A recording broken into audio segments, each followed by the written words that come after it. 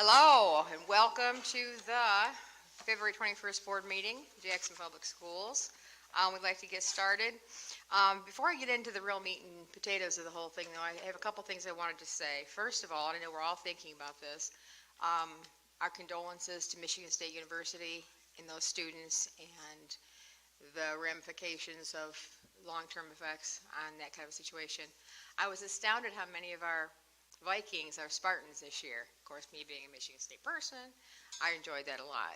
But I thought it was nice. And our kids were great. They were strong, and my heart goes out to them and their families. Okay, I have an opening statement. Good evening, and welcome to the February 2023 meeting of the JPS Board. My name is Pam Fitzgerald. I was elected board president last month. This is my first full meeting. Before I call the meeting to order formally, however, I need to address the elephant in the room.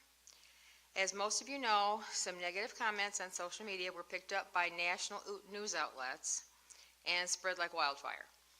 I received 473 emails.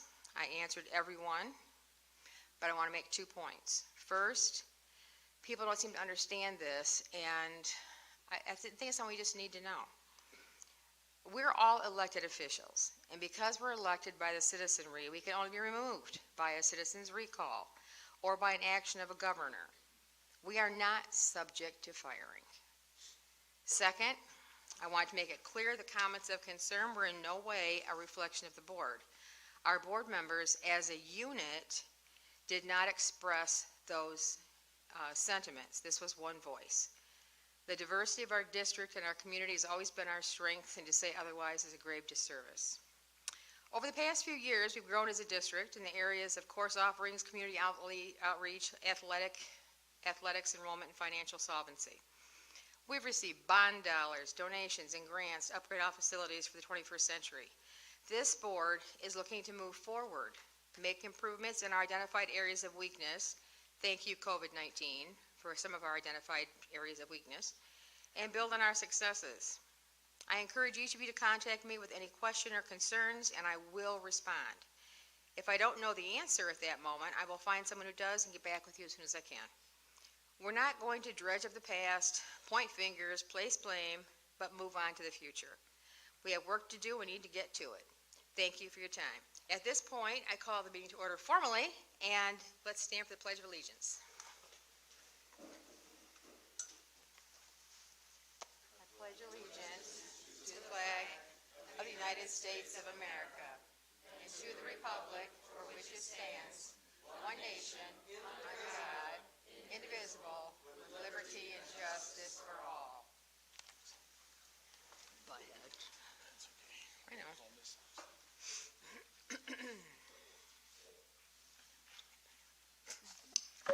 Mr. Dobies?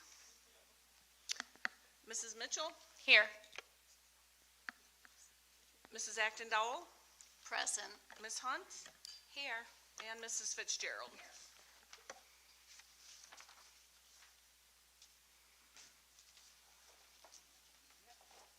Our first order of business. See, I can't turn my mic on right. There we go. Is approval of the agenda. I need a motion in a second. Move adoption of the agenda. Support. Okay. Is there any discussion about the agenda? No? Okay. All those in favor? Aye. Opposed, the same? Okay. Passed. Thank you. Now we go on to the superintendent's report. All right. So actually, I'm going to start. I love this meeting because every year we get to speak with Nancy Peters-Lewis from the College and Career Access Center. So Nancy, if you'll come up. If you don't know, the College and Career Access Center serves, use the microphone if you would please. Actually, I'll tell you what, I'm going to let you introduce all of the wonderful things you do. That'd be amazing. All right. I don't want to do it worse. Would it be okay for me to, can I stand with this? You can do whatever you okay, all gotta right. do. It makes me feel a little bit more comfortable. I've got my back to everybody. I'm like, hello. Wonderful to be here. Thank you so much, Superintendent Beal and the board for having me. My name is Nancy Peters-Lewis, and I am from the College and Career Access Center here in Jackson. Let me just ask a quick question on the board. Who do we have new to the board? Okay, so I'm going to give you a little brief history of the College and Career Access Center, and this is for the community too, so you know who we are and what we do. The College and Career Access Center was originally established in 2008 to administer the Jackson Legacy scholarships through the Jackson Community Foundation. And we had a little cubby down by Sears, and we were called the College Access Center at that time. And then in 2013, my predecessor, who was a previous assistant and superintendent at Jackson High, Linda Bryan, and a few other folks got together and they said, hey, we have people coming to this little center. They're asking all sorts of questions about how do I get my FAFSA completed? How do I look for a job? How would I do a resume? What's this thing called the FAFSA? So we see people coming in here. Why don't we look after this and take it into the schools and really create an advising corps that comes up under the counselors in the 13 districts and provide an advising corps to really support college and career services. So since that time, we're in our 10th year of partnership with Jackson High in the 13 districts, and we're in our 15th year of existence as a nonprofit. So we're really excited about that. So our vision is that by 2030, 60% of all Jackson County residents will have some type of post-secondary credential. Post-secondary to us does not just mean college, okay? It can be a skilled trade certification, a 2 to 4 year degree. We do endorse going into the military and going straight to work at a company that offers a stackable credential and a livable wage. So that's what post-secondary means to us. Does anybody want to take a quick guess at where Jackson County is in terms of the percentage of folks that have a post-secondary credential? Anybody want to take a stab at it? Our goal is 60% by 2030. 40, good guess. It's 32.3%. So 32.3%, we have a ton of work to do, okay? And I'm going to just hit on a few data points in a few minutes of Jackson High, particularly, because there's some encouraging news, but there's also some discouraging news nationwide and statewide, and the trend is there also with the 13 connected community school districts, but I'll talk about that in a minute. So I'm going to be under 10 minutes, Superintendent Beal, so don't worry, I'm not going to be too long-winded. So let me just talk a little bit about the collaborative services that we provide together with Jackson Public Schools in terms of the college and career services. So if you think about a stair step at the bottom level at the elementary level, we are collaborating with Jackson Public and My Brother's Keeper, Martin Luther King Center, the Housing Commission, Chalet and Shahan Terrace, and the YMCA in the summer. And during that time, we offer robotics training, STEM training to the students out at their camps at the elementary level. At the middle school level, we're at Parkside and in the 13 connected community school districts, and we provide a program called Kids to College and Pathways to Professional Skilled Trades. And the goal in that is to really equalize the playing field between a 2 and a 4 year in the skilled trade certification. We don't really get into the argument, which we don't think there should be an argument, but that's another story. Because really it's about match and fit, right, for the student. So we really want students to be exposed to all of those different pathways. So we provide a curriculum that's taught in the schools during the school day, and at the end we send all of the students in the 8th grade to a manufacturing visit and a college visit so they can see what that looks like. At the junior level, we have an initiative called Juniors of a Local Circuit. That is for all the juniors at Jackson High School, and they're all sent to the 3 local colleges, Baker College, Spring Arbor University, and Jackson College, so they can get exposure to a community college, a liberal arts institution, and a career college. And then at the senior level is really the meat of what we do, okay? And what that looks like is we do senior one-on-one advising, and we do workshops in the classroom. And these are really focused on planning pieces for post-secondary education. So we have what we call the 4 college or skilled trades frontiers, and we have the 5 or seasons, and we have the 5 career frontiers. So what that looks like is if you have a daughter, niece, nephew, adult that wants to go back, is they come and see us at the center or in the schools at Jackson High. We have an advisor that's housed here a day and a half a week, and they work specifically on those consultations with your students, with your seniors. So we'll take them through the application process for getting into a college or the skilled trades. We'll take them through the financial aid process, getting the FAFSA done, the scholarship process, and then making a decision. If they want to go straight to work, we're supporting them with a career assessment, resume cover letter, job search, job shadow support, and interview soft skills. So those are the consultations we offer. A little bit about the data, and I know I had to put these on sticky notes like old school, sorry. But Jackson Public is doing some things right, okay? And I say that because we have a particular affinity towards closing the gap gaps among our traditionally underserved populations. Our underserved populations being our economically disadvantaged students, our first-generation students, so their parents have never gone to a post-secondary institution, and our students of color who are economically disadvantaged. So we know among those populations historically, for lots of different reasons, we don't need to get into the history of it, but historically, we know there's been large gaps.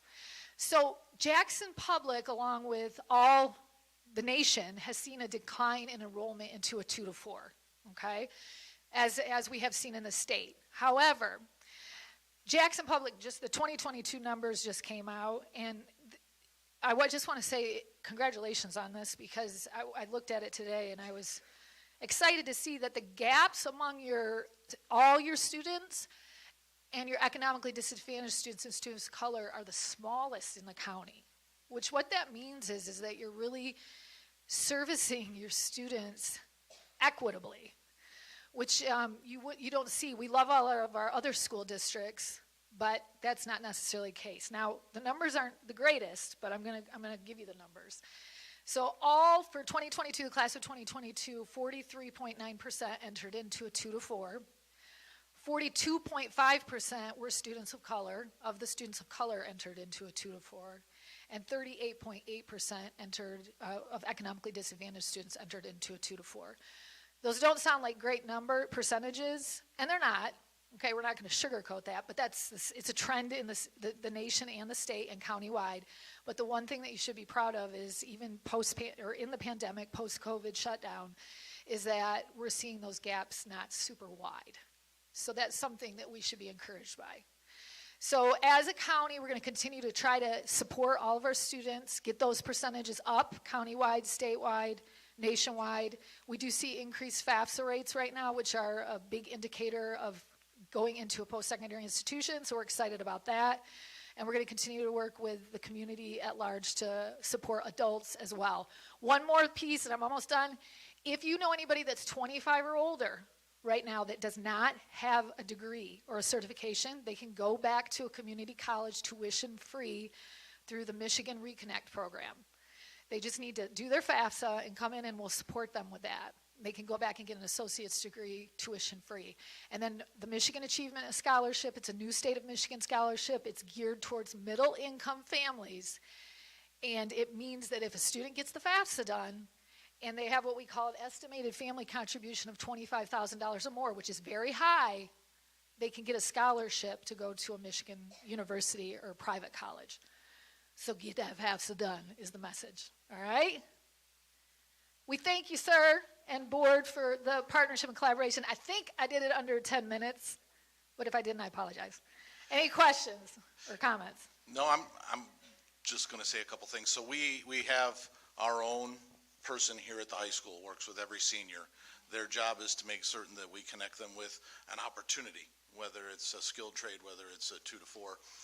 But I want to give you one more bit of encouraging news. In 2022, at this time in 2022, I think we had 28% of our seniors had completed the FAFSA, and in 2023, that number is 34%.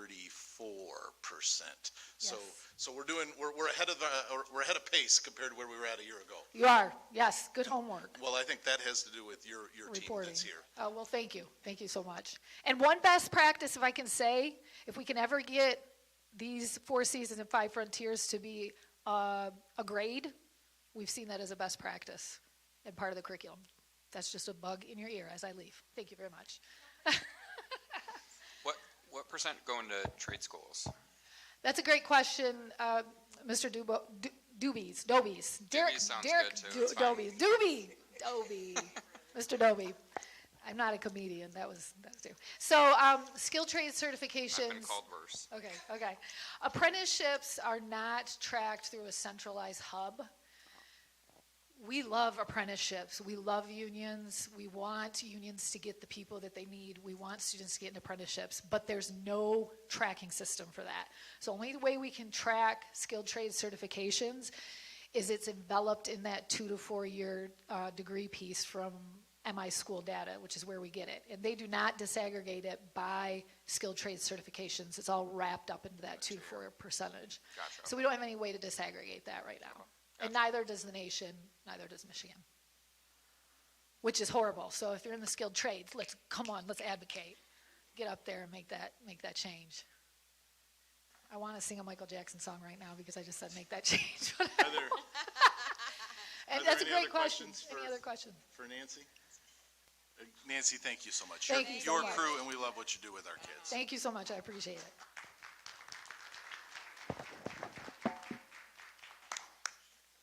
Jeremy, Mr. Patterson, you want to give us an update on Jackson High School? I know we got a lot going on, and I have to follow Nancy? Gosh, I'll sing Michael Jackson along with you, Nancy. No. All right, here we go for a secondary report. Good evening, everyone. At middle school at Parkside and Forest Street Learning Center, they had the National African American Parent Involvement Day on Monday, February 13th. It's called NAPID Day. Our wonderful acronyms was a huge success again. We had over 250 parents attend. So one initiative that we really like to see is parents back in the school and doing a lot of different activities with the staff and with their students. Mr. John Willis, Chief Executive Officer of Equity for the City of Jackson, he spoke to a packed crowd in the library over there to the parents and students. They had an opportunity to decorate cookies, get help with Power School, help parents to be engaged with the academics online. Our counseling staff was present and Center for Family Health partnership as well. So shout out to Parkside. Also, over 300 students were invited for honor roll celebration at Allskate, having some fun with the middle school kiddos. And so they're having a great time. And the owner of Allskate wanted to comment on how polite and respectful our young people were in their space and with their equipment. So right on Parkside. This weekend, this Saturday, we had the 6th annual Black History Celebration of Academic Excellence at the Potter Center. So we have a partnership with Jackson College and the NAACP of Jackson. And so if you're at all available this Saturday and interested in that program, just email me and we can get you a ticket for this Saturday. We have a celebration, a dinner, and some keynote speakers in recognition of our students. And we're also working in partnership with the NAACP to develop a youth council so their voice can be heard in things that are happening in our community. Finally, Save Our Youth is working on a 4th Street Learning Center, kind of like a school book. What is your experience in developing that book at 4th Street Learning Center? Attendance at Parkside was 92% and 4th Street was 86% for the month of January. And a couple shout outs to Courtney Perry for running the after school tutoring program. We had a good problem, 151 students attending after school. We had to hire 2 more teachers. So we're ecstatic about that and having the additional supports and our young people taking advantage of that.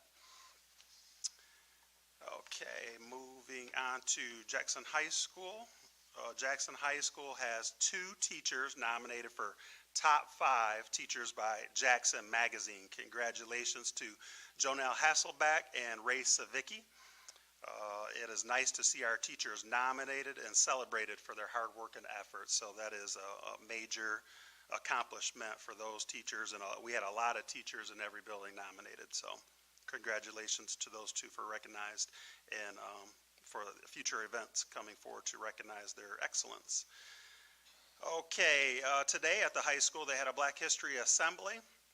They had alumni Brandon Marceau, Larry Sumner, the Olivet College Choir, Jackson High Students Administration, and keynote speaker Dr. Quinney. It was a fantastic celebration, 8:30 this morning.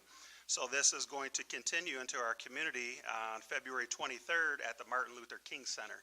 And one thing we want to do as the school system is not just have wonderful events here in our space, but get into our community. So February 23rd, Daniel Mahoney, Dr. Quinney, Monica Pierce, and others from 5:30 to 7. So we look forward to that community event. Jackson High School attendance was 98% for the month of January. And Mr. Barnes, one of our attendance coaches, has been working with our students who have poor attendance. He has made contact with their families and had one-on-one meetings. So as we sit through a lot of these partnership meetings, we keep saying, why aren't they coming? What is the problem? Like, this is really bad. And one of the best intervention strategies is really just personal contact, understanding their why, because it's different than, what we might be thinking it is. So we're grateful to have Mr. Barnes here digging into why students are coming and providing support so they can get that turned around. Another shout out to our combined choirs at the high school who went to festival on February 16th. They performed well at the concert portion and showed the judges good focus in sight reading, and that led to #1 division rating. So nice job to our choirs. And one final shout out at the high school, Mylan Weatherspoon, a senior, was honored at the 3rd Annual Black Excellence Awards for his entrepreneurship. Actually saw him at his place of employment, and he told me he's gonna be his own boss one day, so he's got a plan. Jackson Pathways, Wednesday, February 22nd, taking a group of students to Consumers Lineman Training Facility in Marshall. A great experience helping our students get connected in those career pathways, so we look forward to that. Pathways monthly attendance was 91% for the month of January. They are holding already meetings. Pathways is predominantly juniors and seniors, okay? So they are holding one-to-one meetings with students who are at risk based on graduation and attendance. So graduation conversations taking place already. Okay, SCMV, South Central Michigan Virtual. They started their 2nd semester, so they're not on trimesters like the rest of their district. They're on semesters, and they're holding in-person orientations, both in-person and virtually. They're also having senior meetings, and they're in their 2nd block. So they've done some shifting in how they're delivering their academics, and they're pretty much working on one class at a time, because students have said 6 classes all at once virtually doesn't work well for us, but one class at a time with that help and support is the best practice for them. Their success coaching, what do we do when they're not doing well? They have 84 students participating in success coaching. And this is updated every 30 days, so they continue to progress monitor who needs that help and support. The coaches and students are helping them with their to become independent workers with new soft skills such as time management, problem solving, and communication. It's sometimes not just the academic portion, right, but it's those soft skills that go into being a good student.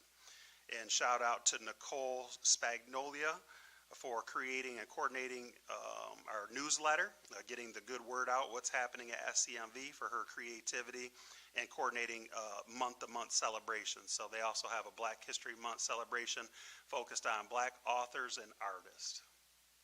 So this concludes my board report for secondary education. I know Julie is going to touch base on our 98 academic benchmarks here soon, so if you have any questions about that now or later, just let me know. Thank you. Questions or comments?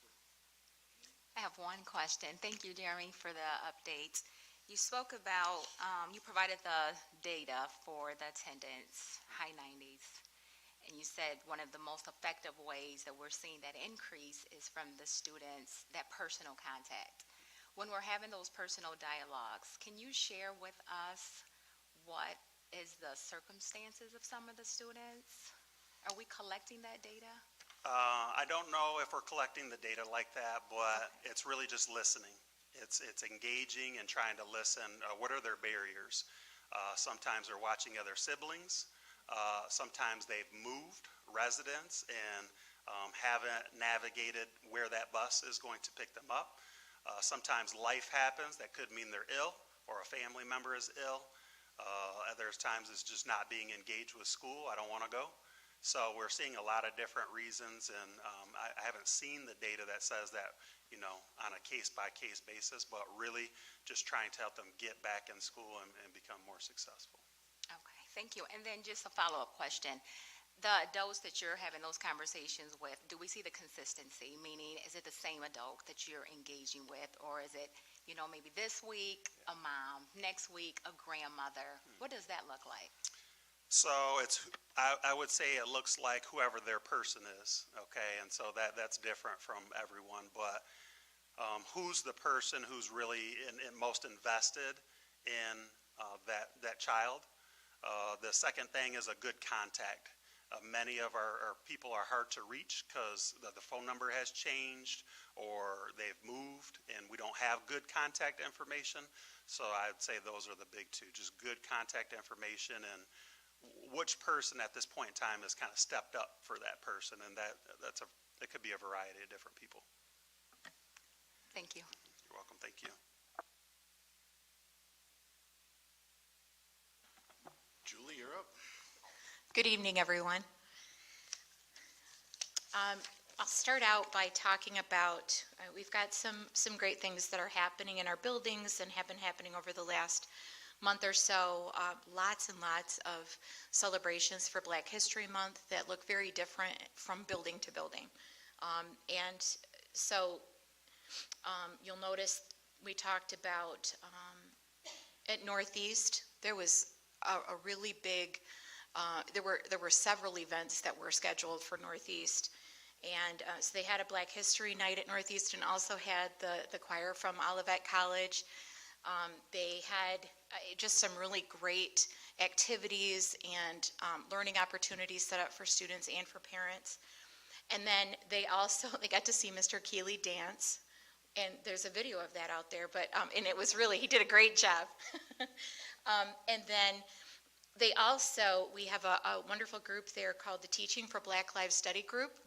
And that group sent some information to us and then also out to parents and students, families about Black Lives Matter to school. And so that is something that we're looking forward to expanding. We thought that was really great stuff. There were activities for families in the afternoon during the week of action where families could sign on and they could learn more about whatever the activity was that was happening. Really rich things happening, though, that parents could be involved in. At Sharp Park, there was a Black History Wax Museum, so students did research, they created a report, and then they became the people that they researched. And the report was available so people could read as they walked through. So that was for parents and other students. There is a Black History NAPID Culture Family Night at John R. Lewis. At Montessori, they had two wonderful assemblies. They had one, the African Folktales Assembly, and I think the other is called Sing Freedom, or Freedom Songs Assembly. So some great assemblies coming in. At Cascades, they every morning did little known Black history facts. So a little bit of learning every single morning, and just some great things happening, assemblies all over the place.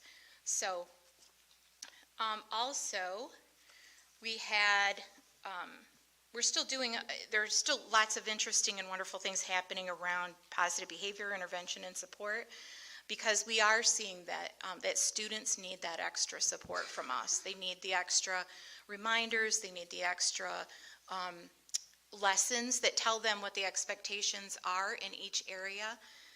And I always equate this to us and our seatbelts. Just because we know that there's a seatbelt law, just because we may have gotten a ticket for it before, doesn't mean that we always remember. And kids are just like us. So we notice that something's happening on the playground. We do some extra teaching about the expectations. And so a lot of that happening, especially after a big break like this. But also a lot of incentives to try to encourage kids in lots of ways to really celebrate great behavior. So at Cascades, they have a daily behavior incentive now. They have a golden trophy that somebody gets to keep for the day because they had such great behavior.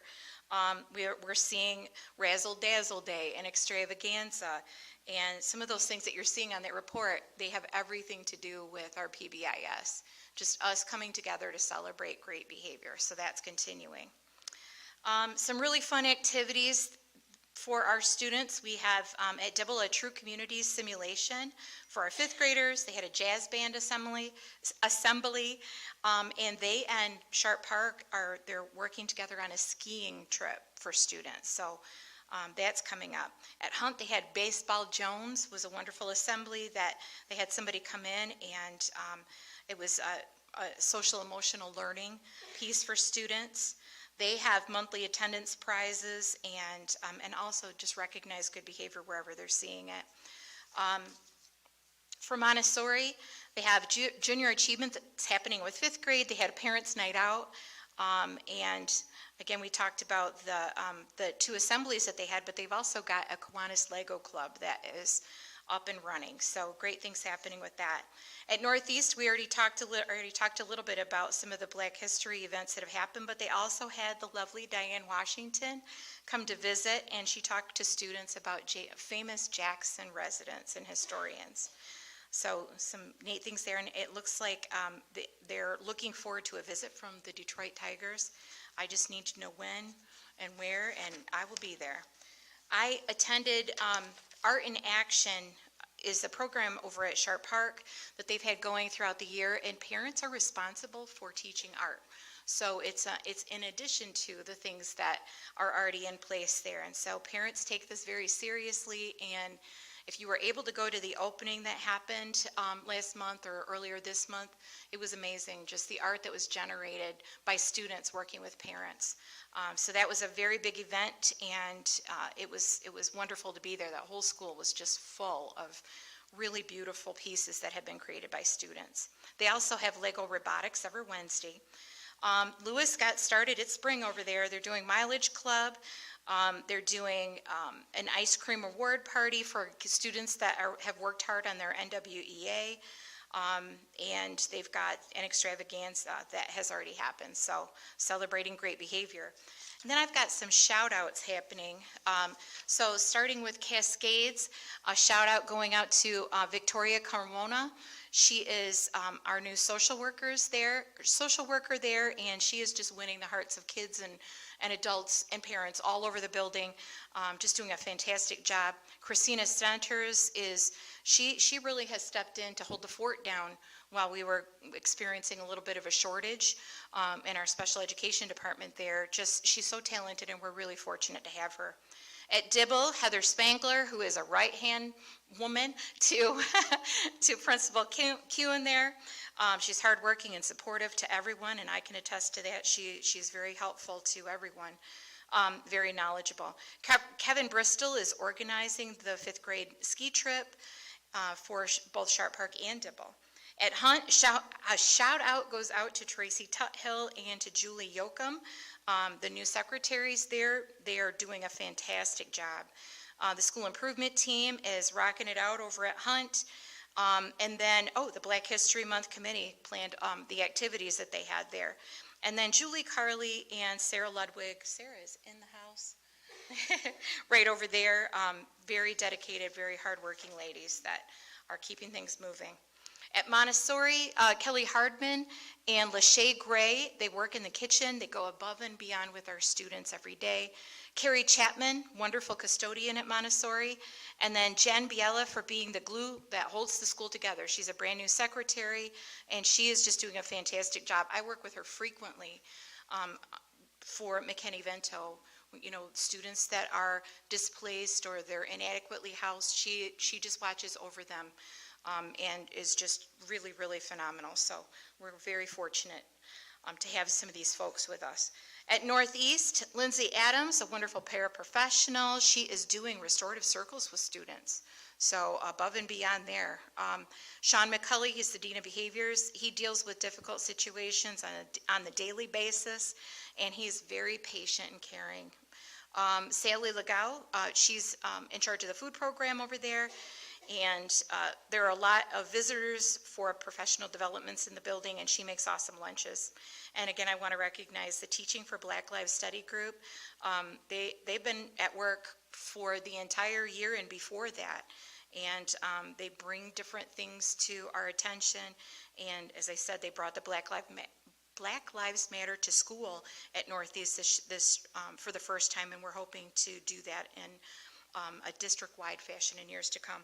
At Sharp Park, Kevin Bristol, again, for the ski trip, and then Dawn Riggleman, another secretary who just really keeps things running smoothly over there. And also, if you don't know something that you need to know, you call Dawn. She's an encyclopedia. And last but not least, at Lewis, we want to do a shout out for Sam Steelman. She's the secretary there. She single-handedly runs the office. She's smart and diligent and personable, and she's a problem solver. So she's very much appreciated there. That is what I have for our elementary buildings. Are there any questions before I move on to 98B? Okay. All right. So 98B is something that you'll see 3 times a year. They're sheets that the state of Michigan send to us, and they are a goal progress report. And so last year we did 98B using the inspect assessments, and this year we moved to NWEA. So it looks a little bit different. So in the fall, we have our buildings set middle of the year and end of the year goals for reading and for math. So every building does this, K through 8. For 9 through 12, it looks very different. We are not required by the state of Michigan to do benchmark assessment reporting for 9 through 12. So when you come to Jackson High or Pathways or the upper grades at South Central Michigan Virtual, you'll notice that 98B looks very different. The next thing that happens is that our students take the NWEA for the first time in the fall, in September. And so we get our preliminary scores. But NWEA also assigns what's called a RIT score. And I've put down on your report, it's called a RASH unit. It doesn't mean anything. What it is it's just they've taken all of the units of growth that are capable, from kindergarten through 12th grade, and they've just assigned a regular unit, sort of like an inch on a ruler. So they're regular units of growth. And so every student, when they're finished, it's an adaptive test, so the student takes it, and every answer that they give, right or wrong, will determine what comes up on the next question. So when they get finished with that, it kind of gives us an idea of exactly where they're scoring and where that fits in with the normative data for NWEA. And then they get a target. So there's an expected amount of growth that we, according to NWEA, would expect to see by winter when we do the testing in February, and then an expected growth target for the entire year. So by the time that we hit June or May, we would expect to see that many units of growth. And so what you're seeing in front of you today is looking at that mid-year growth target. We're looking at how our students actually did. And in almost every grade level, in every school, in every student group, we exceeded the goal that was set at the beginning of the school year for student growth. So some really good numbers there. I mean, I think that we would all love for them to be even higher. But what that tells us, those are the percent of students that hit their mid-year growth target. So that's what you'll see in front of you. The very first table shows you the goals that were established. The second table shows you the percent of students who met their goal. And that's disaggregated by student group. And then the third one will show you those numbers according to grade level. Are there any questions on that? Yes? Who decides on the growth target? I'm looking It's 20% and 40. Oh, the buildings, they set their goals for the beginning of the school year. What they're hoping that they'll see, that percentage of students will have at least hit it. They were playing a little safe, but we saw really nice results from our students. In terms of the growth target that's set for each student, that's part of the assessment itself, NWEA. It says that students that test at this level, they score at this level at the beginning of the year, usually make this many RIT units of growth in a full year, and then they just divide that sort of in half, and this is what you can expect for half a year. So that's just, it's part of what they call the normative data, so they look out and see the majority of their students, where the majority of them score at the end of the year when they start here. Does that help? Mm-hmm. Okay. Any other questions? Yes, Julie, for some of these, I'm looking at the schools and how they're broken down individually. And on some of these graphs, there's missing data. Can you provide an explanation for us? Which one regarding- is that? So we'll go to Northeast Elementary School, and the last graph, the in-person instruction, where there's no data provided there. It would be the same as all students, because what we did originally, what the state did, is we had 3 cohorts. We had a hybrid, we had an in-person, and then we had those kids that were completely virtual. And they've left that piece there, but it's still, we only have in-person at Northeast. So their number should be the same as the all students. If you look at Table B, those percentages would be the same as all students. So it'd be 66%? Yes, sorry Okay. about that. Okay, and then one more. Uh-huh. One more for middle school at Parkside, for the economic disadvantaged area. I see for the reading, they have 79%, but the math data is missing. All right. Sean, I think that's just an old copy. I think Yeah, it's Okay. actually 76%. Yeah, 'cause mine. Okay. Yeah. Okay, so then I don't have the most updated copy. If you, the link that's in your Okay. board report has a link to every building's report, and you should be able to see the most updated data there. And Julie, Thank all you. of these will be posted to the website. too. Yes. So, And then I do want to just, for SCMV, the scores are coming soon. It's a little harder to get everybody tested when you're virtual for the K through 8 piece, but you will see the data there for 9 through 12. Okay, that was the Okay. last question. Thank you so much. You're welcome. Thank you very much.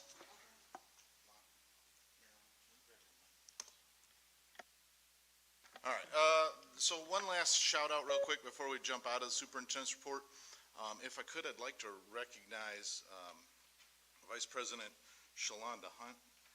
She was nominated to the MASB Board of Directors last month. So Jackson Public Schools sitting at the Board of Directors for the Michigan Association of School Boards. We are thrilled to have her do that. Thank you very much, Ms. Hunt, for all of your work and what you do for Jackson Public Schools. Thank you. And that concludes the superintendent's report for the month of February. Thank you. Shalonda, that's way cool. You know that, right? Thank you. That's a big deal. Okay, let's go on to the consent agenda. At this point, I would like to entertain a motion to accept the consent agenda as presented. So moved. Support. Discussion? No questions? Okay, let's vote. All in favor? Aye. Aye. Opposed, the same? Carried. Motion carried. Okay, now we're going on to citizens requesting to address the board. And we are at this point going to reduce the time today to 3 minutes to make sure we get through everybody and nobody's rushed and to take 25 hours. So what I'm going to do is call 2 people at a time to come up, and that will get us through a little bit quicker. And they're just by the order they're received. Okay, starting with Peter Bermuth, Bormuth, and Vanessa Mulnix. Thank you.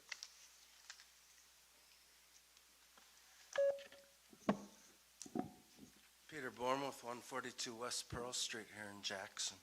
I wanted to comment on the time reduction. I think it's appropriate when you get lots and lots of citizen comments, so the meeting doesn't run that long. But I would like you to keep the 5-minute limit as a normal policy, and I believe that's up for vote today, and then the second reading will be next month. I wanted to talk a little bit about history. It is Black History Month, but these are things that I learned when I was at Parkside High School in 1972, and the class was called American History. It was not Black history, it was not critical race theory, it was American history. So on June 18th in 1452, and this is stretching a little before American history, Pope Nicholas V issued the bull Dum Diversus, and the Portuguese were given the right to attack, conquer, and subjugate Moors, pagans, and other enemies of Christ wherever they might be found. And 3 years later, the Pope issued a second bull of the Romanus Pontifex, which declared that captives can be purchased as slaves as long as efforts are made to win them for Christ. And those who it was permissible to acquire were described as Nigra and the inhabitants of Guinea. And that was the beginning of the Atlantic slave trade. You know, it was a Christian enterprise. When the slaves were brought over here to the United States, originally, as you note, they were enslaved because they did not believe in Jesus. The slaves learned that with baptism they could become Christian, and so many of them did, and that was the origin of a lot of the black freed slaves, particularly in the South. Some masters freed them. The states immediately said, this is not something we like. So in 1669, the fundamental constitution of the Carolinas stated, every freeman of Carolina shall have absolute power and authority over Negro slaves of whatever opinion soever. In 1705, Virginia passed an act concerning slaves and servants, which stated that all slaves imported and brought into this country by sea or land who were not Christians in their native country shall be accounted to be slaves and as such bought and sold, notwithstanding a conversion to Christianity. By 1800, there were 857,000 slaves in the United States. Slavery, as Aunt Cheney Cross, who was a slave, said, the whole place was strewed with mutilation. There was branding when you first came. In 1760, the Codrington Plantation was bequeathed to the Society for the Promotion of Christian Knowledge. Thereafter, each slave was branded Society with a hot iron. There was whipping, particularly if a slave had a piece of paper. Learning to read or write Mr. was... Bormuth? Yes. Your time is up. Oh, thank you.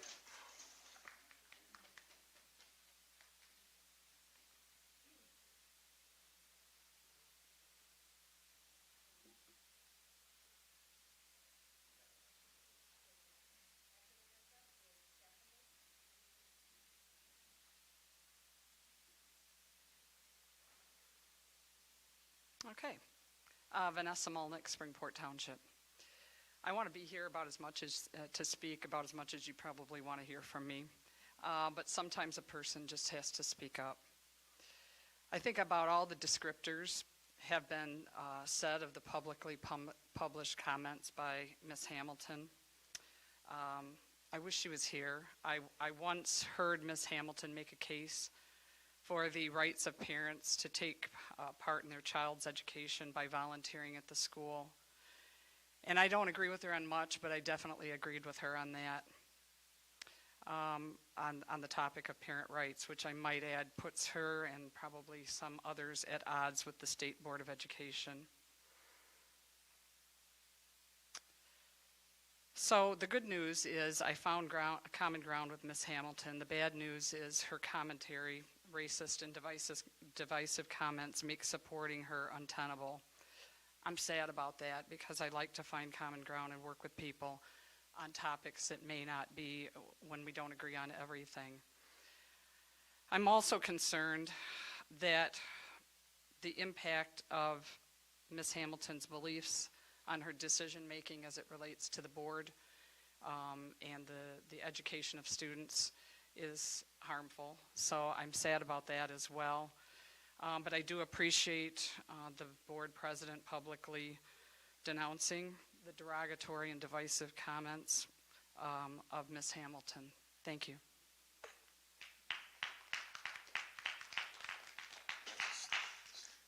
Stephanie? Stephanie, what's your last name? Riley. Riley? Thank you. Good evening. I'm Stephanie Riley. I'm a Jackson resident and a taxpayer. I would like to address the board and specifically Ms. Hamilton. Unfortunately, she's not here. On my so-called whiteness privileged life. This is just a part of my story. As some people feel, being born to a two-parent home is privileged. I was born to a two-parent dysfunctional home. My father was an alcoholic and a very abusive man. On many nights, I'd awaken by yelling arguments and screaming cries of terror, traumatizing to a grade school child.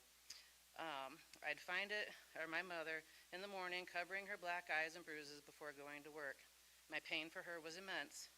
Because my father squandered his money, we received an IOU and a silver dollar from my mother for Christmas. Honestly, I only remember one birthday party that the family was together to celebrate.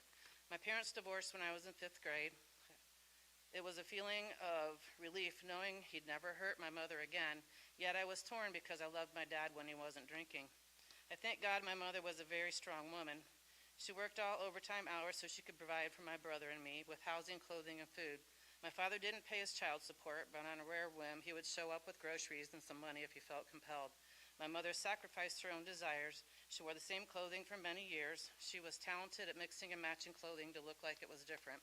When she bought a new piece of clothing, it was always coordinated in the same color with what she already had. Purchasing underclothing was a luxury for her. What I loved seeing in my childhood was my mother's constantly reading.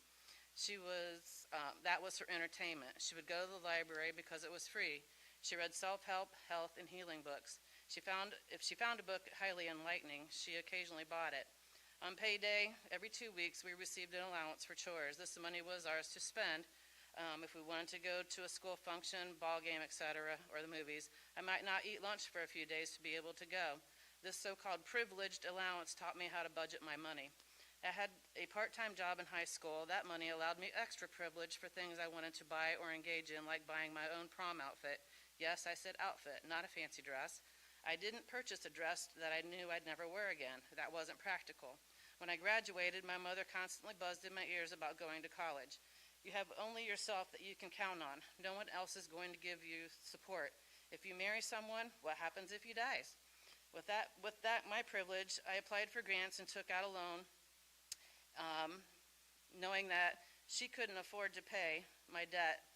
I worked and studied hard to obtain my education in hopes of finding a well-paying job.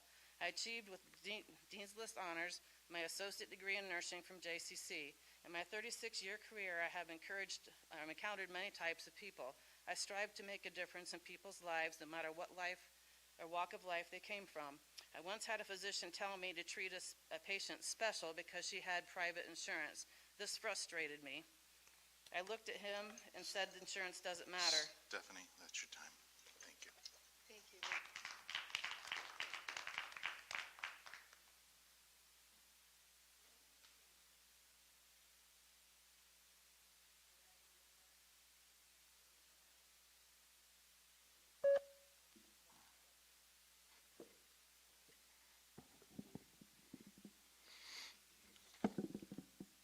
What an unusually quiet evening tonight so far. So here's some of the things we have learned over the past month. First, Jackson's most famous race baiter has doubled down on her hate speech and is basking in the media attention. Didn't someone stand in the podium at the last month and describe Miss Hamilton as a malignant narcissist who craves attention, both positive and negative? I think that guy might have had a pretty good handle on the mentally unstable mess that is Keisha Hamilton. We also learned that Keisha lied on her social media and claimed that, quote, Proud Boys and other extreme right-wing groups were going to protest at the last board meeting. This was a dog whistle meant to create sympathy and to bring in thuggish groups from out of county who cursed, threatened, shouted down, and menaced citizens seeking to address the board. It was a major failure that the JPS board did not immediately halt the meeting when it saw that Keisha's rent-a-mob was harassing and even assaulting people trying to speak to the board. Your weakness and inaction that night made JPS look far worse by the end of the meeting than it did at the beginning. So we've all heard quite a bit of racial rhetoric lately. I think it's time for a little bit of a reality check. For starters, Keisha voted to mask school children and lock them out of their classrooms for months on end, actions which have severely damaged poor and struggling school kids in Jackson for years to come. Is it that her judgment is poor, or she really just doesn't give a single damn about the underserved kids she claims to care so much about? Black kids have academically lost years of ground due to the presence of Keisha Hamilton being on this board. When the mostly black John R. Lewis Elementary School in Jackson was flagged by the state of Michigan for severe underperformance, social justice warrior Keisha had not a single word to say. That was 3 months ago, by the way, not a word. Not one single child, black or white, poor working class, has achieved proficiency in grade level math or reading because of Keisha sitting on this board. Not one. She is an angry sociopath who attempted to incite a riot last month in order to intimidate this board from calling her out.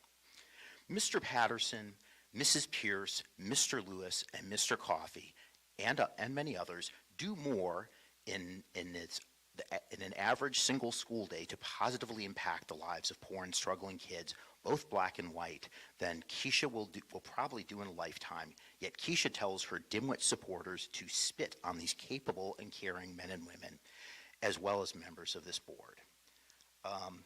I only ask that this board do not bend to the continuing public tantrums of Keisha Hamilton. Thank you. Thank you, William. Hi. I think I was next, was it? Oh, okay. Okay, good. Thank you. I'm Dr. Linda Lee Tarver. I have a doctorate in education and theology. I live in Lansing, and I'm not part of the Proud Boys. I was invited by family members here to speak about the issue with Keisha Hamilton, board member Keisha Hamilton. And as a correction, Madam President, a recall is one option, but you certainly have within the board the option to censure her for her remarks, and I would hope that you would consider that. This is Black History Month, and as a former Michigan Civil Rights Commissioner, words matter, and leadership matters with respect to words that are shared, especially in a community of color, as Jackson is. And I wanted to share a little bit about my history. I'm the youngest of 10. I grew up in Lansing, and I currently live there. My parents, Wilbert Lee and Lillian Lee, were born in 1923 and 1924, respectfully. And so my father fought in World War II. He and my mother are buried at Fort Custer in Battle Creek. I share that because they knew racism and discrimination intimately. They came to Lansing, Michigan from Evergreen, Alabama, because my uncle was lynched by the Ku Klux Klan. So they fled Alabama, moved to Michigan. My father worked for Coca-Cola. He was a Teamster there, and my mother retired after so many years from the county as the first black woman deputy sheriff of the Ingham County Sheriff's Department. She worked for 3 sheriffs. So my father and mother, I had seen them called the N-word. I've seen my father, as a grown man, of course, called a boy in my presence. They were treated like animals. They were restricted and not allowed to participate in a lot of different things until laws had changed. I was bused. My parents decided to participate in civil rights, and I was bused from the west side of Lansing to the east side of Lansing as part of integration in the late 1960s. I am younger than you think, I'm sure. I'm going to say that right now. But I was called the N-word by my middle school teacher. I had opportunities not afforded to me in my predominantly all-white school in Waverly, Lansing, Michigan, and Waverly schools. However, I know that my brothers, several of my brothers, married white women. I have biracial nieces and nephews, and my maternal mother was white. At no time did my parents refer to white people as animals. At no time did my parents call white people anything less than human beings. In no time in my presence did my parents call anyone out of their name. They were Christian folks. And despite what you're hearing about Christianity, yes, they were Christian folks who believed in the Word of God. I ask that Ms. Hamilton does not speak for black people, and she should be censured for her remarks. And that is your Black History moment. Thank you. Thank you very much.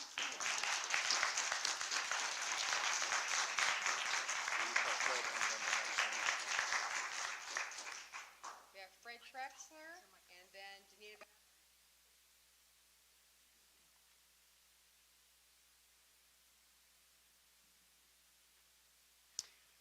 I'm Fred Trexler, resident of Summit Township, and I had hoped to address Keisha Hamilton because my wife and I voted for her in 2020 because we don't judge people by their skin color. We thought she had a good character and would represent us on the Jackson School Board. But she has betrayed us and brought shame on Jackson County by judging us by our skin color. She posted publicly that whiteness is so evil, that white people don't care, and that we are dangerous. How can she say that about all white people? I tried to treat her with respect and even thanked her for her work on the school board. I'm offended by her public racist comments that will only stir up hatred.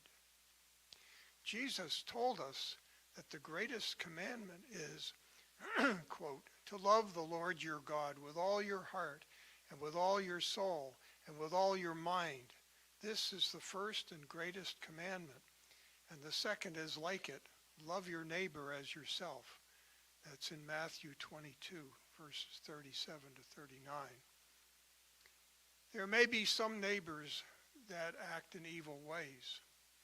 Frankly, we all have evil in us. We're all sinners, and we need to be saved by the grace of Jesus. But people who act in evil ways could be white or they could be black.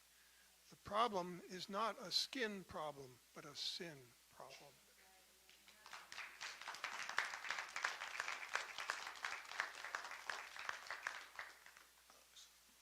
Danita Bentley, followed by Leland Snooks.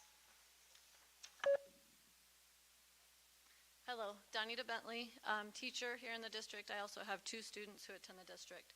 So I just want to start by saying that I feel like JPS has a lot of good going for it. If I didn't feel that way, I wouldn't have enrolled my kids in kindergarten and kept them here through 6th and 7th grade, which is where they are now. And I wouldn't be teaching for the district if I didn't feel that. I do feel that there is a disproportionate way that the board is getting the information about the district. And I don't feel like every board member is getting an entire picture of what's happening in the district. I think there's a lot that we need to work on. And I think that there's a lot that a lot of you board members don't know that we need to work on. And I'm challenging you here tonight to keep asking the hard questions, to dig deeper and to ask even harder questions, to maybe ask, you know, all of the, like I said last month, all of the updates that were shared are wonderful and are true and are good. But as a teacher who's working in this district every day, to come and see that and hear that that's the only updates that you're getting, it feels disingenuous to me. I feel like you're not getting a true picture of what my day looks like. I feel like you're not getting a true picture of what I'm dealing with on a daily, weekly basis. And not just me, obviously. So I'm challenging you to ask those hard questions, to maybe say, you know, the updates are great, we love hearing the positive things, but we need to hear some of the challenges that each building is facing. We need to hear the hard things that teachers are facing. I told you last month that I had been away from teaching for 20 years and just came back last year. So in a lot of ways you could say I'm a new teacher. I am not a new and young professional. I have a lot of professional experience. There is a disconnect that's happening in the district where people don't feel safe to share openly and talk openly about what's happening. When you're venting to a veteran teacher and you say, I don't know what else to do, I guess I'm going to go to the board. And they go, don't do that. And then you come to the board and you speak and they watch the recording and then they come to you and they quietly say, thank you for what you said at the board meeting. That's a disconnect. There's something unhealthy happening here. It's like a dysfunctional family that's unwilling to admit that it has a problem and that it needs counseling. And I feel like that's where we are. And it's up to all of you, our elected people, to insist to know the whole story. Like I said, we have a lot of good happening. We are a bit like a dysfunctional family, and we have a lot of issues that need addressed. I'll say one more thing. If you're a parent of a child in this district, you can't take your experience alone on what's happening in this district. I did that for 5 years, well, 6 years. And then I became a teacher, and my eyes were opened. Especially if you have a child at Sharp Park or Dibble, you have no idea what the whole district looks like or what's going on. Or if you have a child who's doing exceptionally well in the middle school or high school, you have no idea of the entire picture. And as board members, you should know, and you should be asking the hard questions and demanding the answers.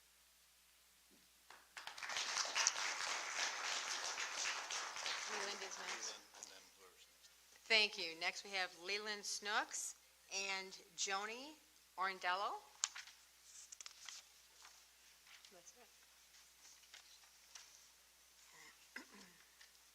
Just a quick question. Did you shorten the time because you needed to get through the meeting? Or can you stop my time because I have a question about why these times are short? No, this is your time, Mr. Snooks. Okay. So, piggybacking on what Danita said, yeah, you guys need to start asking the hard questions. I was in Parkside today.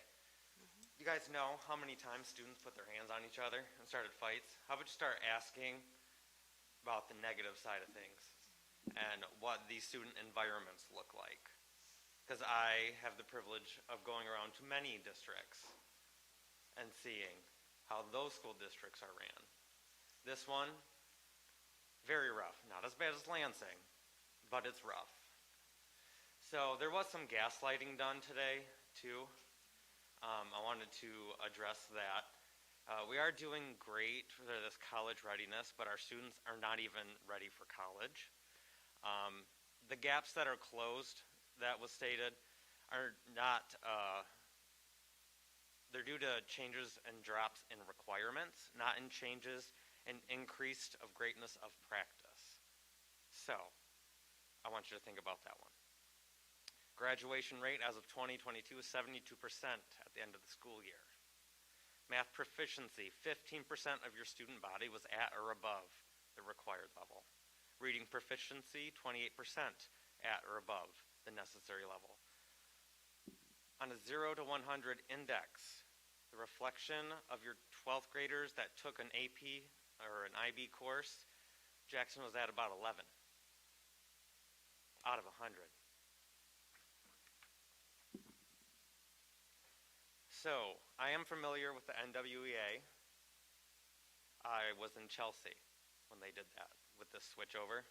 It's not bad, but from the explanation that was given, the individual students are not involved in setting targets of their own. This is proven to be ineffective. So I would suggest that you allow the students to be part of that target setting.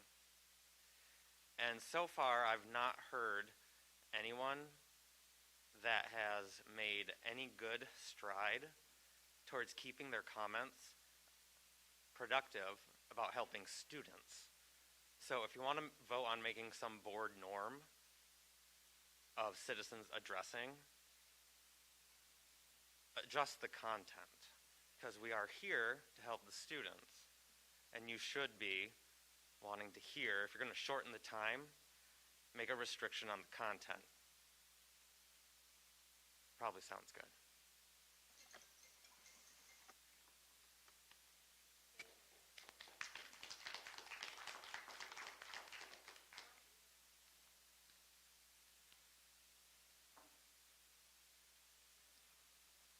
Thank you. Joni Orndello. I'm from Jackson, Michigan, and I originally wanted to comment about the location of these meetings. I don't go to Jackson High School. The only interaction that I've ever had with Jackson High School is through the office if I'm coming here to do a restorative justice or mediation or a facilitation of an IEP meeting, and it is not in this location. So it took me 20 minutes to find this meeting. I went on my JPS app because I have students in JPS to try to find any indication of where these meetings are, and all it gave was the address for Jackson High School. So anyone else who has that experience would have a very difficult time attending these meetings, and often in my practice, I'm the voice for people who feel like they don't have that voice. So I would like to make the board aware of that. How I knew it was located in the library is because Keisha Hamilton shares on all of her Facebook and social media sites that it's in the Jackson High School library. If I didn't have that information, I would not have known about it, and she sends out frequent reminders. My kids do not get any information from their school or anything about the Jackson board meetings, so that's important. I wanted to add to my public comment because we were referred to as dim-witted followers of Keisha Hamilton. I have 2 master's degree and a doctorate degree. I'm not a dim-witted supporter, but whenever I've had a concern, she has addressed my concern. I'm also white. So her comments, I didn't find offensive. I think they've been taken out of context, and the school board meetings should focus on the students. There are a lot of students here, and I have the privilege to meeting with a variety of students from a variety of backgrounds through my work as a mediator, as a facilitator, as an attorney, working with those families. And some of the concerns that she brings to the table are valid concerns of the family. I've worked with students who have felt like they were targeted because of the color of their skin. I've worked with families who felt like they didn't have a voice because of their income levels. I've worked with families who felt like they weren't being listened to because their children have disabilities. That is all stuff that I've worked with in Jackson Public Schools, and I have personally had the same experience, although I have the level of education I have with my children with disabilities, with IEPs and 504 plans. And that's my comment. Thank you.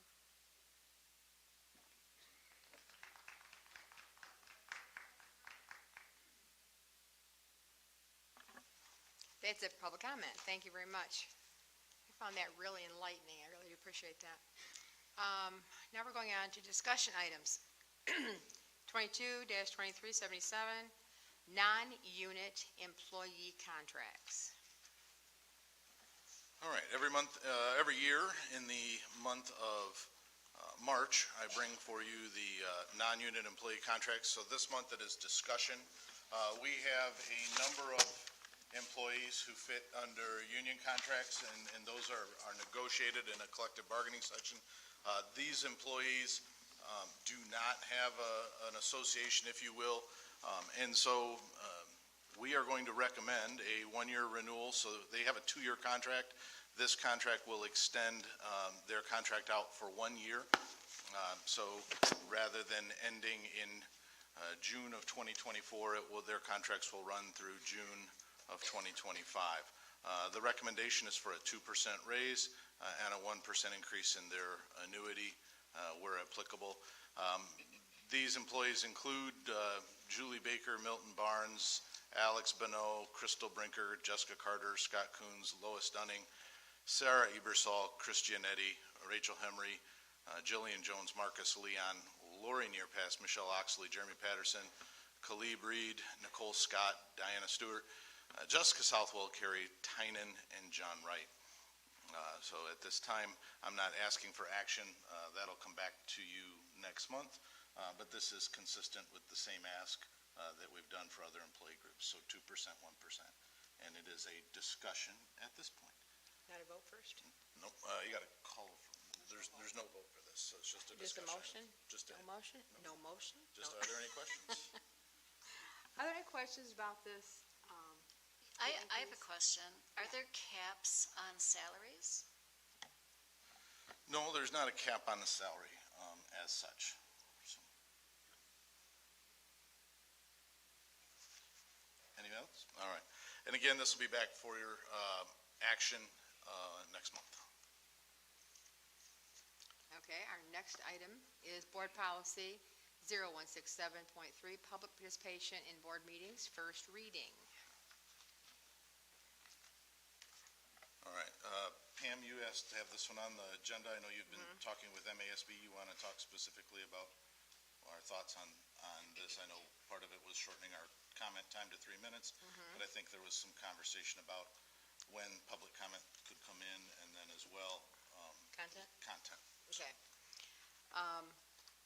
As you probably know, there have been a few things that would cause a brand-new president to go to our umbrella of all boards, Michigan Association of School Boards, for legal advice, for questions, and I have been concerned about a couple things, one of which I addressed earlier, but the second one is content. Board comments are really supposed to be about a disagreement with an agenda item, agreement with an agenda item, or anything that you want to discuss that has something to do with the school district. We have had in the past some significant negative comments directed at one another in the audience, not even just the board members, but at one another.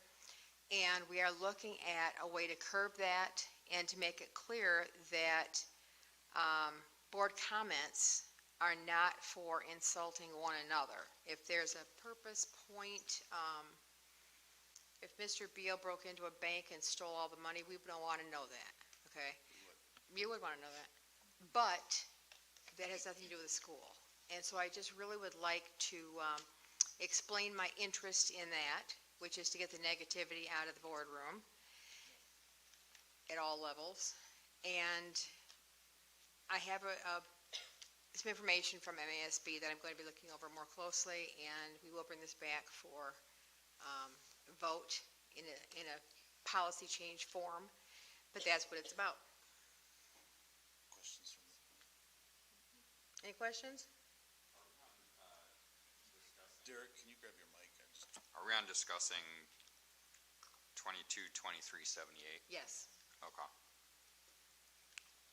This is about citizen comment then. Pretty much, content, yeah, the content of it. And the time limit is. The from time 5 limit minutes was in that too. Yeah. And the time limit thing pretty much goes, we've had 5 for a long time. Years ago, we had it lower. But most districts around us have 3 or even 2. Yeah. And we don't often have 47 comments in one meeting. But you figure 47 times 5, we're sitting here until tomorrow morning. You know, it's a really, really, really long time. Well, I've had those. I know you have. If we're at discussion on like board policy 167.3, I had a few comments Yeah. or questions even. One, just being a father of a kid in a school who's brought my kid to the board meetings, when there are a lot of citizen comments, it would be easier to, I don't know if I know we have the forms. It might be, if it behooves the president or presiding officer to maybe give some preference to like parents with kids in terms of like ranking them. Yeah, I mean, sometimes it's hard to sit through a bunch of comments with kids, and sometimes when it gets heated, taking your, being able to speak to the board and then remove your student or kid from the room without having them have to listen to that might be something we consider. Maybe it's just a check mark on the board or on your sheet if you have like a student or a kid with you.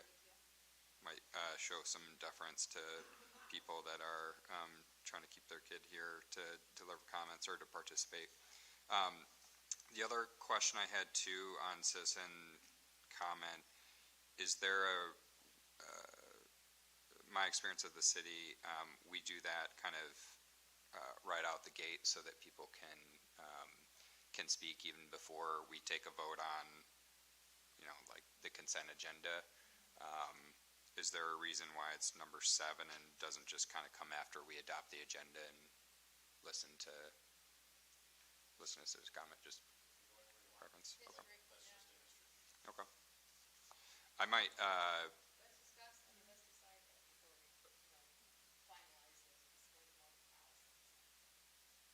Yeah, I would just, and I know that's I don't think it was outlined in the policy. Maybe it was. It says somewhere in the policy it's just, number A, indicated in the order of business. So maybe it's just, we make that. One of those Robert's Rules things or not? It's on there. Maybe we just make it a policy that it comes after like the approval of the agenda, so it's like first. Consent agenda, accepting the minutes, and then that, or after the? I mean, I don't know. I mean, there may be someone that comes up and has reviewed the minutes and says there's some sort of correction on the minutes. I doubt it, but it might also give the opportunity for, like during the superintendent's report, to address some of the questions or issues that might get raised. Yeah. It makes good sense. We'll talk about that and see if that would work out for us. Cool. Anything else? Any other questions or comments on that one? Just to Okay. clarify what Mr. Adobe just said, you're making a recommendation or a suggestion to move citizens addressing the board up on the agenda as it stands currently? I mean, it doesn't have to be in the policy because the policy indicates that it's as indicated in the order of business. So, I mean, any one of us at the start of the agenda, or at the start of the meeting can make a motion to Okay, move whatever around on the agenda. okay. So. We can just move it around. Apparently it doesn't have to be part of the policy. We can just move it around. No, the president sets the agenda typically the week before, so as Pam comes in, I mean, I think we can give it a try if that's the direction the board would like to go. That's an easy one. Any thoughts on that? Oh, I'm sorry. No, Go that's ahead. okay. I just would also like to be mindful of, right now, we allow individuals to come in, and no matter what time they come in, they still have the opportunity to fill out one of those forms, to have the opportunity to speak to the board. And I'm afraid that maybe that would eliminate some of the voices being heard. So just be mindful of emphasizing the importance of arriving timely to have that opportunity to speak. That's a good point. Good points, thank you. Okay, where are we at now? We are. Doesn't, Pam, Yeah, doesn't the,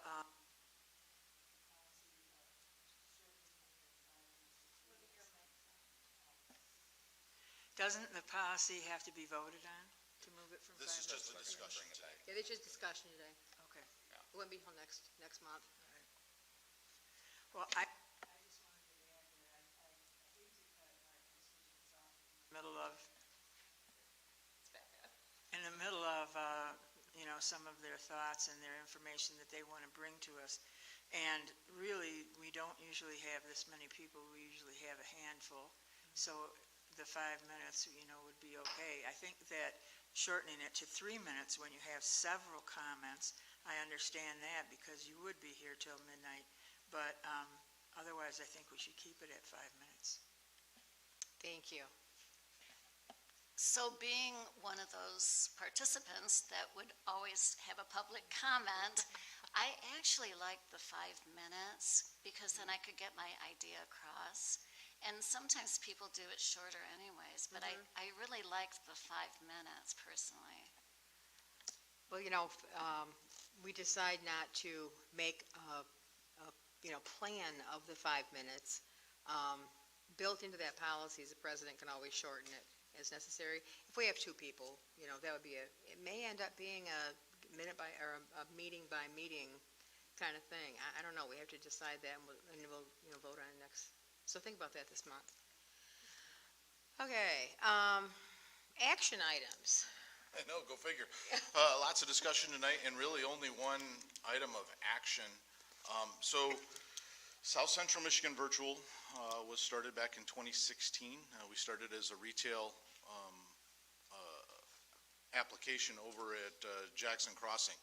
We saw that a growing number of students, either through homeschool or across the state, and really it's moved across the country, we're taking high school classes online. So we opened up a retail establishment, if you will, in the mall for the purposes of advertising our version of virtual education. We started with 78 kids, and it has grown each year. And we service a large homeschool population. We service kids going to college through 13th year programming. We service alternative education programs, and we service students who simply fit better or transition better within that online setting. It is currently sitting at over 500 students, and those are not just within JPS, those are students from across Michigan. So down I-94 corridor to Battle Creek, Kalamazoo, all the way up to Lansing, St. John's.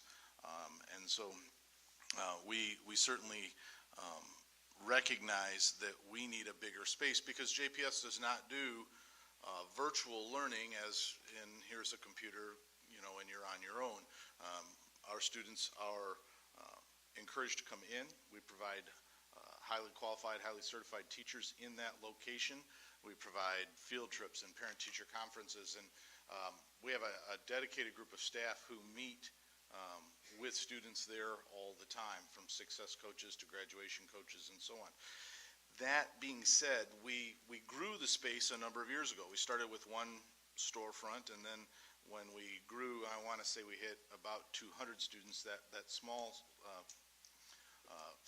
footprint needed to be enlarged, and we created a learning lab to create more drop-in space for students to come in, and we really ran whole classrooms out of there. So if you needed help in math, it became the math lab. If you needed help in reading, it became the reading lab. The problem is we have one of those. And so a year ago, we met with our staff about what it might look like to expand, and we really needed to set up a permanent footprint that would allow us to have IEPs out there, because there are a growing number of special needs students within this population. We needed to be able to do those reading groups, not just at the elementary level, but at the middle school level and the high school level. And the staff really dictated to us a whole host of programming that they would like to see within South Central Michigan Virtual to help their students. To that end, we've been looking a number of different options at the crossings at the mall, and an opportunity came, an opportunity really struggled to appear simply because of some of the space requirements we were looking for. We currently have about 3,000 square feet, and we really need to get somewhere in the neighborhood of about 9,000 square feet. So we don't see this program shrinking. In fact, we see this program only growing as it continues to be available, or something that our families are seeking, again, whether they're here in Jackson or across the country, across the state, excuse me. To that end, the Sears building, the developer there has reached out to us, and we've toured that site. They originally had a monster space, about 15,000 square feet, which was more than we could use, but they came back and said we've got about a 9,500 square foot space that would be a perfect build out for Jackson Public Schools. So I'm asking the board to give me permission to sign this letter of intent for the lease agreement. It's $10 a square foot for approximately 9,500 square feet for 10 years.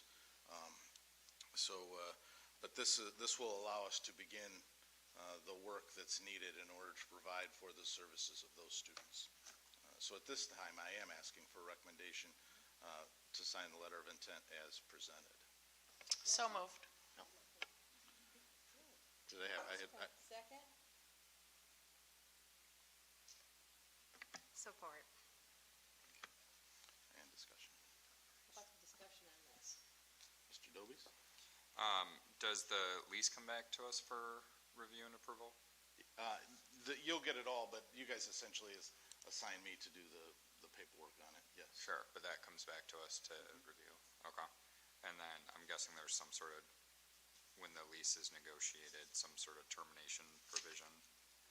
This one's a 10-year lease on this location, so the only termination provision is if virtual education is no longer supported by. I get that. Okay. So why 10 years? Is that kind of customary? That's the mall's requirement. And when you look at the financial investment, this is going to be, the remodel of this space will be several $100,000. This isn't pocket change. I mean, when you go into an empty space and you create those classroom spaces within there, it's a significant investment. So if virtual learning went away, would there be a penalty if we had to break a lease or something?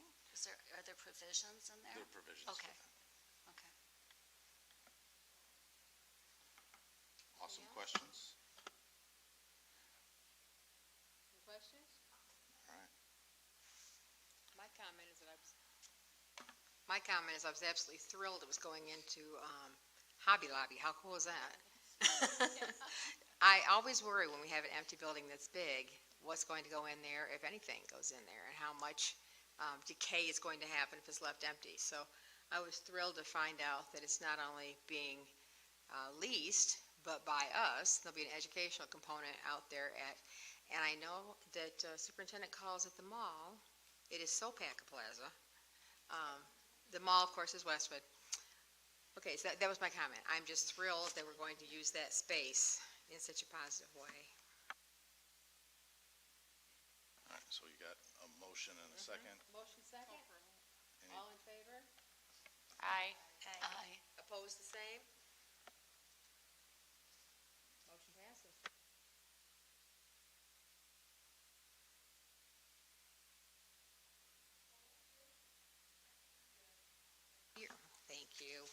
we went through this over a year ago, and we spent a lot of time with MASB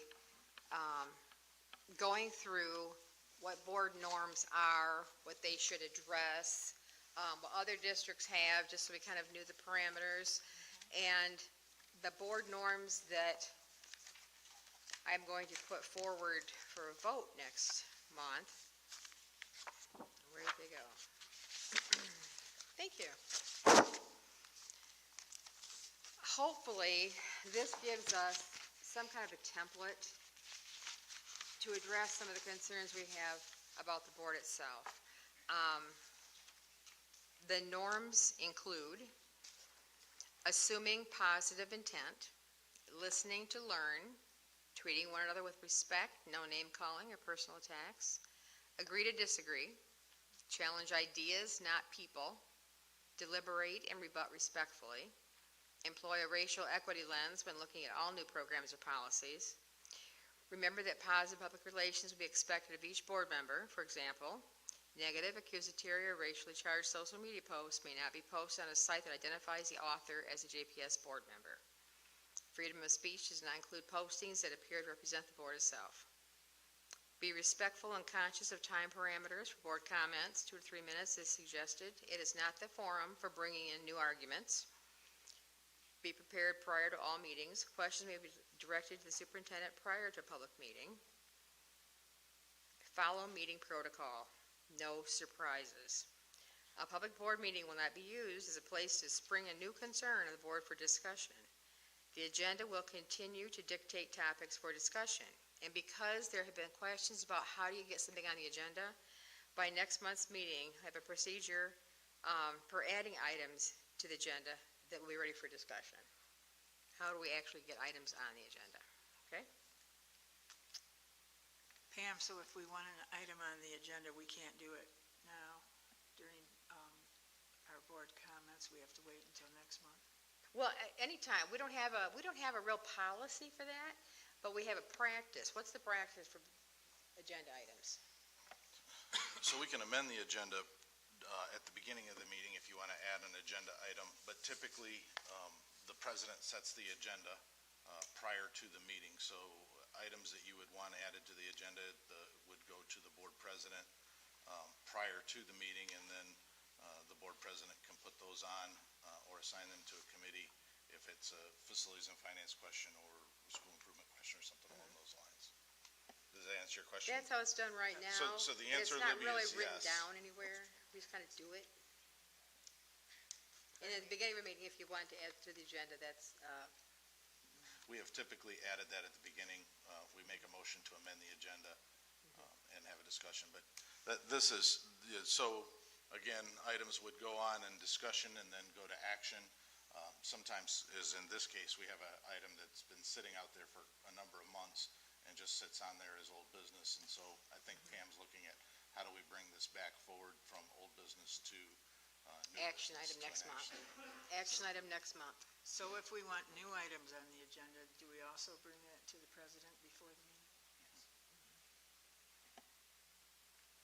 Now, I want you to really pay attention to these norms and give me lots and lots of feedback, because these are just what I pulled off of, remember those boards we had up and she was writing on different colored things with different coloring? Okay, that's what this was culled from. Are we voting on this, or? Nope, Oh. next month. Okay, This is just This a is point of discussion, Point of discussion, starter. okay. okay? Do you have anything you wanted to question or clarify? I just have some suggestions, but I can hold on them until next month. if that Well, makes discussion is the time to do suggestions, Okay. isn't it? Yeah. Bullet point number 7, I think I would just recommend striking, like, for example, and then the rest of that sentence, and then the freedom of speech sentence. I think Leave that there or take that out? I would just, strike that. I think it's like, That was a legal opinion from MASB to put that there.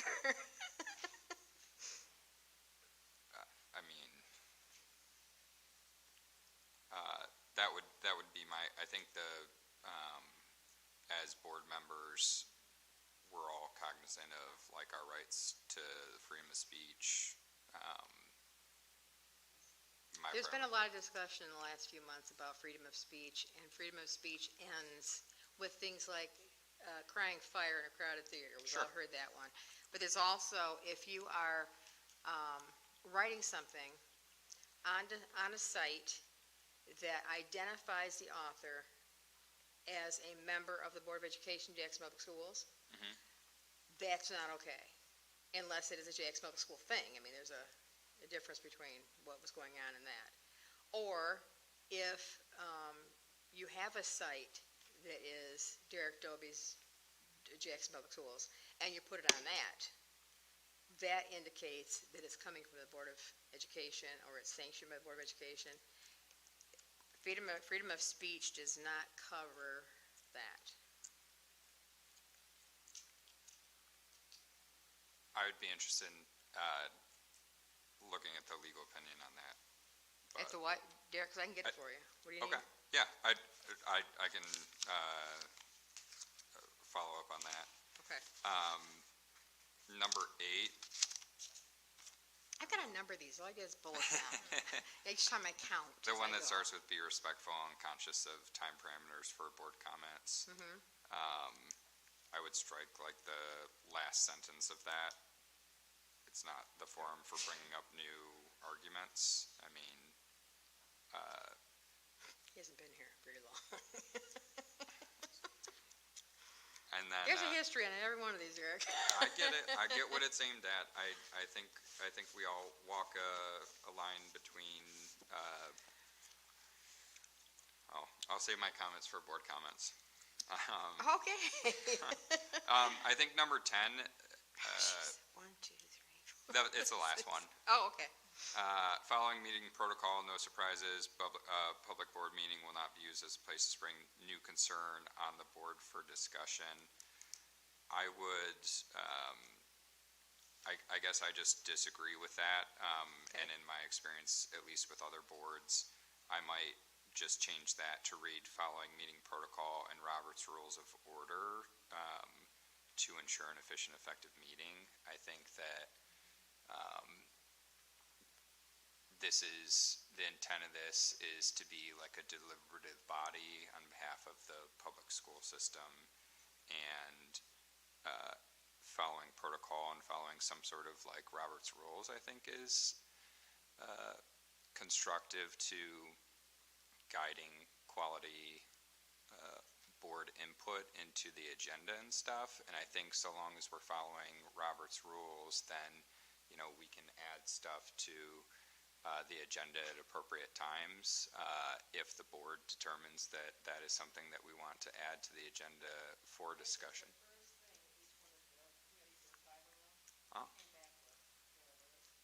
I recognize I wasn't on the board in September of last year, so I'm just, the year before that. So I wasn't there, I didn't participate. I'm just offering my feedback for discussion as we address this in March.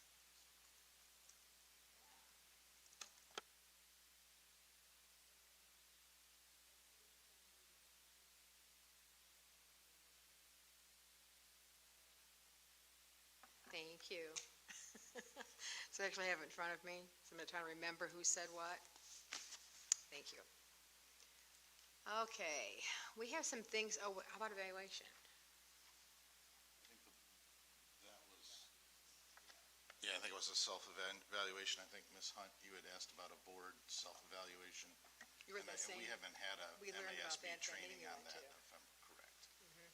So that I don't may know be- that a training is required. I know that MASB strongly supports that if there's dysfunction amongst the board, that it's imperative, or it would be conducive for us to evaluate ourselves and find out what areas of improvement we need to work on. I know that's old business, but I would like to move that forward as an action item so that we can schedule a board evaluation. And I believe MASB's got that tool. I'll make certain that I provide that for the board Excellent. Before next month, so you can all at least have a look at it. Okay. And then I would probably propose that we put it as a discussion item next month with action Excellent, thank you. And just for clarification for the community, this evaluation is facilitated by a MASB representative, and our responses are anonymous. They gather that data and then bring that data back to us, and it helps us provide a picture of where we need to begin as far as those priority needs. So it's not just us sitting there deciding what to do, and there's actually a plan. This sounds like, board of directors of MASB. Isn't that? We went to that meeting, said Marilyn. We were all at, the three of us were all at that meeting. It's a workshop, it was great. Okay, now we're on to board comments. Board comments, people. Lib? I'd like to say that it's really exciting hearing from Julie and Jeremy about what's going on at the elementary and secondary level. It sounds like a lot of exciting things are happening regarding Black History Month and other things that are going on. And I'd like to go to that, what is it, Honors Assembly? Yeah. Okay, thank you so much. Derek? No comments. Appreciate everyone coming out tonight, and appreciate everyone that helps out across the district. I am very excited about the growth with SCMB. I think that's very exciting, and it's so nice that JPS has a continuum of services. So if you don't fit within the traditional high school, there are other opportunities across the district. So it's so exciting that it's growing. And I appreciate the reports from Jeremy and Julie as well.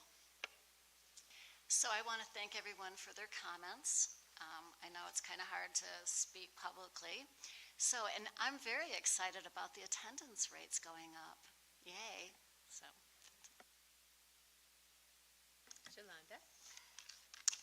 I would like to end this meeting with just reminding our community of what JPS's mission and vision statement reads. It says, the mission of Jackson Public School District is that we will bring our community together to create a culture of academic excellence and workforce readiness. Our vision, we want to envision a community where all students become lifelong learners. To Julie and Jeremy Patterson, thank you for your data. Thank you for the updates. I think if we continue to keep that in the forefront of everything that we do, we will begin to close some of those achievement gaps that our children are suffering from. We know we have all been impacted. Our nationwide, the COVID-19 impacted our academic education system as a whole. When we know our why, we can address the areas. When we know our why, we understand the deficits. One of the public comments, they mentioned, let's talk about our challenges. It's important. I would like to move forward with us, bring in all of those glistening sparkles and fireworks, right? All of those great astronomical things that are happening. And then what can we tackle collectively? What area can we focus on right now?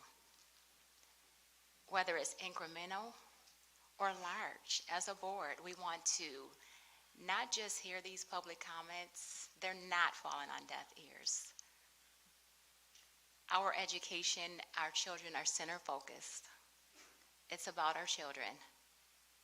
I would like to see us move forward in demonstrating personally an understanding of why our children are suffering and what role we play in impacting that positive change. Thank you. Thank you. Okay, now getting off all those wonderful things, I wanted to give a personal thank you for sending me to that Black Excellence. It was a dinner, but it also, they gave awards and presentations. But what was so great is it was really representing and honoring and recognizing Black businesses in Jackson and how these business owners are helping one another to get started. on 3 different occasions, we have a person who's had a food truck in town who's now going into a brick and mortar building. It was wonderful. And it's Big Bear Burgers, right? Is that his name? And apparently, Baby Bear Burgers. Okay, so that's the Mama Bear, Papa Bear, Baby Bear thing. Okay, Baby Bear Burgers. This family is so entrenched in what they do, and they're so proud of their product. And they're going to be in a brick and mortar building, and it's the one that's the old taco house on Page Ave. Remember that one? Okay, by A&A Market out there.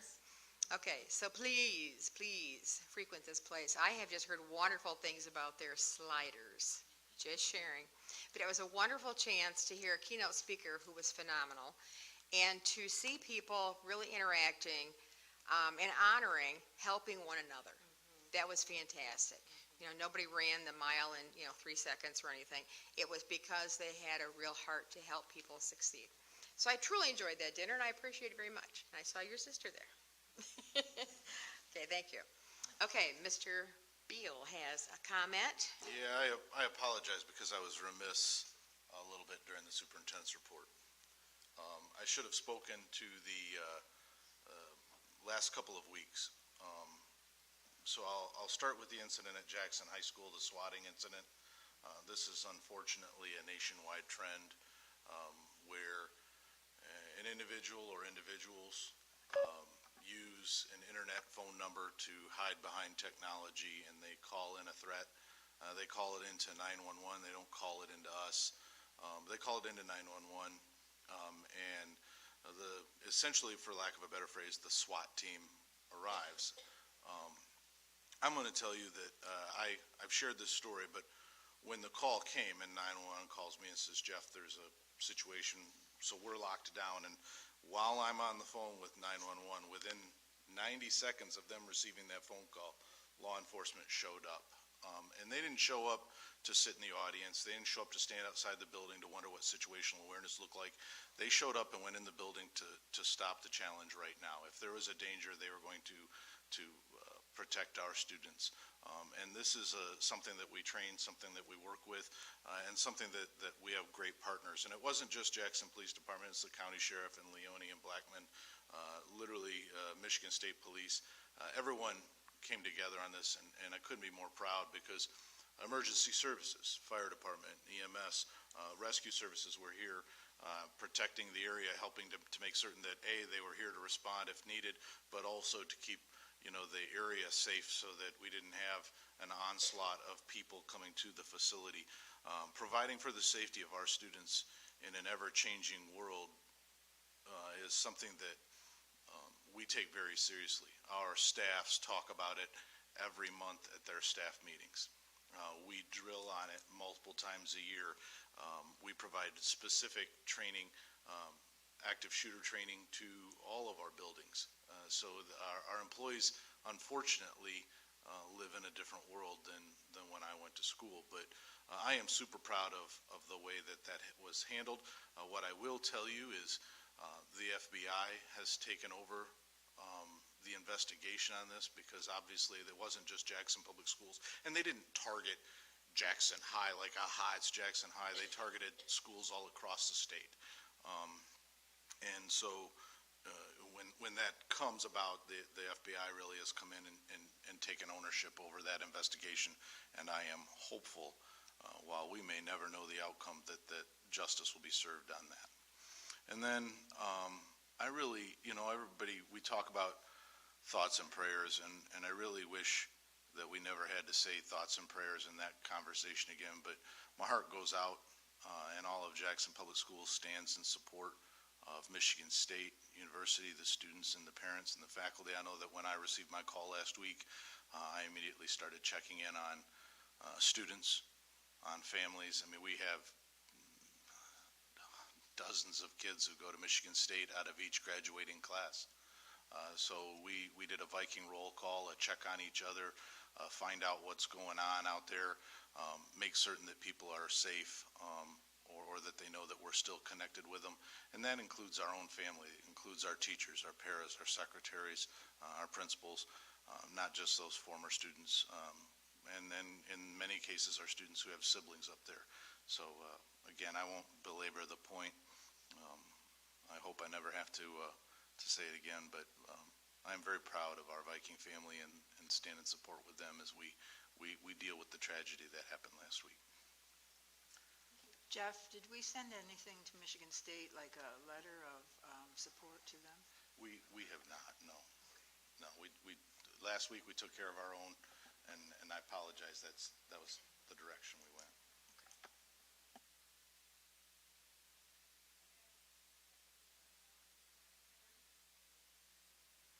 Thank you. Ambassador, I was just so awful with that, he's being funny. Jackson High Ambassador Auction is at the Field House, it's 5 to 7. You can RSVP to Michelle if you're interested in tickets to go to that. It is fantastic. Not only is it a beautiful, venue, it looks gorgeous when you go in, but they have such good prizes. And the money goes for scholarships for our graduates, and it's just a great fundraiser for the high school. And we've had to, this is the first time we've had it since COVID reared its ugly head. So we've had it in person this year for the first time in a while. Okay, and the next thing is our regular board meeting for March will be March 21st, also in the same place right here, 5:30. And I do want to mention one thing. If you ever have a question about anything going on at Jackson High, where it is or how to get there, our website, JPS K-12, that thing, has all that information on it, or you can email anybody on the board, and they can tell you when it is or where it is. Okay? Okay. I will entertain a motion for adjournment. Oh, Derek. Support. You're too quick, Derek. All in favor? Aye. Opposed?